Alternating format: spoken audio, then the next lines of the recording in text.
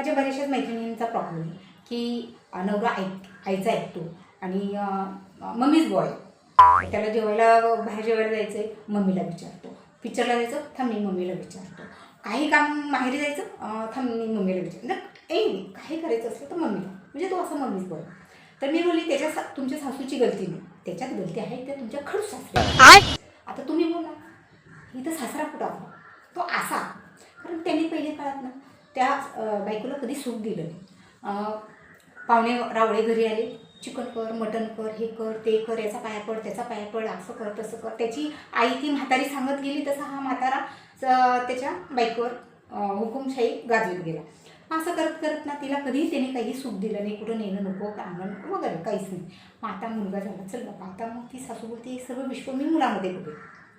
मग आता लग्न झालं, मग आता ती पहिल्यापासून स्ट्रिक्ट ठेवते.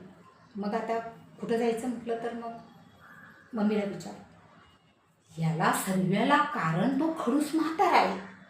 हां आपण बोलतो सासू नाही, कारण तिने जे भोगलं दुःख भोगलं तिला सुनेला तसंच द्यायचं असतं.